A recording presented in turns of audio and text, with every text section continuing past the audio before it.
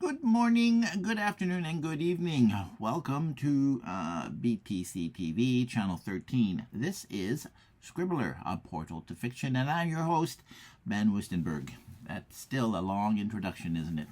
I'm going to have to learn how to break that down somehow. Anyways, this is me reading to you from my novella. I think it's a novella. Cinderella and Her Sisters. It takes place pre-World War I, and part of it is in World War I. It's a two-part story. I like that kind of story. Don't ask me why. It just works out that way. Anyways, it's a different kind of a story, as usual. They're all different. Anyways, I'm just going to cut to the chase. And I'm going to read to you, starting right about now. Vienna is a city in metamorphosis, Baltazzi thinks. He removes his goggles and attempts to light his first cigar of the afternoon. The Countess has been forced to slow down because of the congestion around them. And all the while he's looking about him thinking it's a new city. It's alive with festivity, celebration, and growth, and so much growth, he thinks, as he looks about. The streets are as crowded and as lively as they've always been, but it's more than that, he tells himself. He watches the electric trams that ply the Ringstrasse instead of the horse-drawn carriages of his youth.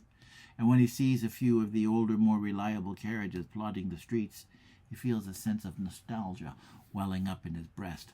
But he's reminded of the new reality when he sees a line of endless automobiles swimming through a sea of humanity at a halting pace, coughing out heavy smoke with a cantankerous rattle. There are dozens of heavy trucks and loaded wagons carrying lumber and coal and building materials for the city growing up around itself. He wonders how anyone can live like this. It's a city under construction with cranes, scaffolding, and workmen, foreigners one and all, he's almost certain, shouting down from the skeletal frames around them. The Countess pulls over to the side of the road and stops. The traffic comes to a snarling halt behind her as she insists Johann take over the driving. Baltazzi takes the opportunity to step out himself. He relights his cigar, then climbs back into the front seat. The Countess calls out for the girls to follow. "We'll go by foot from here, Johann," she says lightly, and Baltazzi looks down at her from the front seat. We will?" he stammers. "The walk will do you good, Papa," she says with a smile as she takes off her riding gloves and unties her hat. She puts the hat on the back seat. Baltazzi watches as she unwraps the scarf and ties it about her neck lightly, so that the length of it hangs in a shimmer of soft silk down the length of her back. He looks at her and congratulates himself, thinking how the scarf transforms her into an exotic seductress. "We'll dine at the Strasbourg tonight," she says to Johann. "You can pick us up after 8, I think." What about reservations?" Baltazzi asks, stepping down from the front seat. "We have them." "We do? I don't recall making arrangements for dining out. Julia made them." "Didn't I tell you?" "You mean we're meeting them? Tonight, Julia and Randall." "Randolph, darling," she corrects impatiently. "Dinner? We're not dressed for dinner," Anastasia says. "Nonsense! Of course we are," the Countess says. "How can you say that? Look at what we're wearing. You told us to dress for the ride out to the country, and, well, we look like we just came in from the country. Now you're telling us that we're going out for dinner. What will people say when they see us sitting in our riding clothes in a restaurant? We'll be a laughingstock." "Fine," the Countess says as she takes her lace gloves out of her small bag. "I suppose we'll just have to go shopping. Do you think we can find something for you to wear in time for dinner tonight?" "What about us?" Colette asks. "We're going shopping," Baltazzi says at the same time. "I knew I should have sent the luggage ahead yesterday instead of letting old Hans ride in with it today." "Oh, Papa, don't fret. Besides, now's the perfect opportunity to start looking for Stacy's trousseau." "Oh, Mama, do you mean it?" "I'm not fretting," Baltazzi says, trying to ignore Anastasia, who's too excited to care about anything now. "I just had no idea that I'd be following the four of you through the streets of Vienna, serving as a pack animal. It won't be that bad. We're not going to buy the store out." "Buy the store out? You sound like you already know where you want to go." "Papa," she laughs. "Of course I know where I want to go," she says, as she reaches under the seat and pulls out her parasol. "I never stood a chance, did I?" Baltazzi says to Johann when he sees the parasol. No, she smiles, and picking up her dress, she steps to the sidewalk and brushes dust from the hem. But Stacy's right. This just won't do. Are you ready, girls? With the Emperor celebrating his 60th Jubilee, the people are just as excited for him as they are for themselves, Baltazar realizes as they press themselves along the wide sidewalk. There's a sense of celebration here that transcends anything the city's known before, probably going all the way back to the Congress of Vienna, he tells himself. There's been little worth celebrating Vienna since those heady times, he thinks, and smiles, seeing how the Countess is just as excited about being in the city as the girls are. The buildings along the Ringstrasse are garlanded and festooned with brilliant flowers. Wreaths and streamers run from building to building and hanging from the new electric lampposts. The trams are all newly painted with bright, lively colors, the brass rails shining as bright as gold in the late afternoon sun.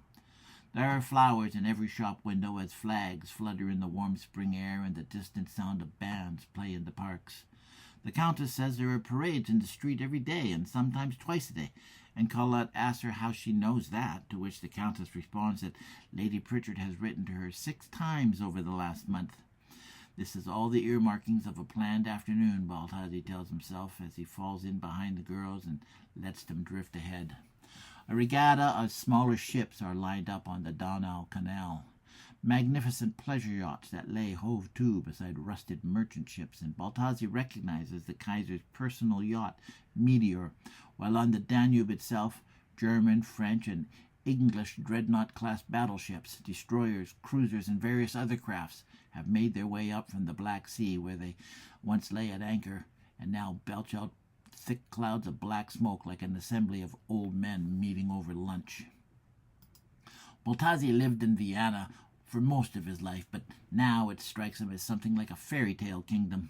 To him, now that he's no longer a part of it, the hills and woods seem peopled with castles and toy soldiers on display, like something out of the Brothers Grimm or maybe an Andersen fairy tale. In his youth, Baltazar often made his way to the summit of the Leopoldberg, along the newly made Road of Heights. There, a red-marked footpath crossed the wooden area that lay between the 2 peaks of Leopoldsburg and Kahlenberg, and Baltazar would take to the steps with all the energy of youth or the vitality of a man in search of a lost love. The woods were full of silver birch, beech, oak, and evergreens then. There was always a buzz of insects and birds that filled the air with a dainty melody of song, while the delicate scent of spring seemed to echo through the hills. The sun came through the trees like splintered shafts of silver, and Baltazar remembers looking up at the dizzying heights of the trees around him and marveling that the city had managed to keep this part of the world alive for so long. He wonders if he will be able to recapture that same feeling. He wonders if that part of his youth is still alive, and as he looks at the growing city around him, he doubts if anything is left. There was a small restaurant at the height of the summit then, and standing out on the balcony, Baltazar remembers how he could see all of Vienna as it spread out below him.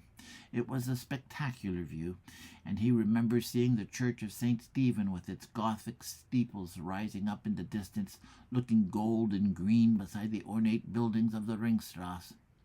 It was a building he could see from any part of the city at one time, but now it's lost somewhere behind the new construction. The Danube shimmered softly in the distance then, too, and not the dull gray hue that bisects the city like a sinewy ribbon of cold steel like it does now, but bright and blue and surging full of life. 3 high-powered telescopes stood along the rails of the balcony and overlooked the woods below. To the south flowed the Wien, the unofficial dividing line between the old Austrian Empire and the new, where the romantic pageantry of the Vienna woods unfolded amidst the splendor of haunting cliffs and wide-open gullies. To the east, the Vienna Basin, where they've just come from, a plain where the Leitha hills stand up like a low barrier in front of the open Hungarian steppes. It was a different world back then, Baltazar thinks, with a touch of melancholy, and then he looks at the girls and wonders what sort of world they will inherit. They're walking with the Countess, looking into shop windows, all 4 of them as excited as schoolgirls, and Baltazar lets them move farther ahead of him. He watches the men as they pause to watch them, all of them tipping their hats, smiling or nodding their heads politely, and he feels a certain pride welling up in his breast for his girls. And he should be proud, he realizes. At 42, the Countess might be mistaken for an older sister, and Annette, the youngest at 16, a woman instead of the young girl she is. A part of him wants to protect them, to protect her, a voice says from somewhere in the back of his mind. But he knows he shouldn't worry. They're more than capable of taking care of themselves, he knows. They all speak their own mind, offer their own opinions, and stand up for themselves no matter the consequences. Well, the younger two more than Stacy, Baltazzi reminds himself. And while he knows that most men are intimidated by that sort of a woman, he also knows that's the sort of woman who attracts stronger men. There you go. I think I did pretty good on that one. Not bad at all. I even I found a little mistake that I can fix right now before I forget, because, I do have to post this. Anyways, that's my bit. I have to look at the rest of this because now it's broken into pieces and I've got to fix this before next week. Yeah, so there you go, because there is a total of, holy smokes, how many? Like, 77 pages. Really? Okay. Each piece is about 18 to 20,000 words long. There's 3 pieces. So, we'll see. It should work out okay. Anyways, I'm going to say goodbye. I'm going to say adieu. I'm going to say ciao for now. And arrivederci. And I'm going to say see you next week. Same bat time and the same bat channel. Ciao for now.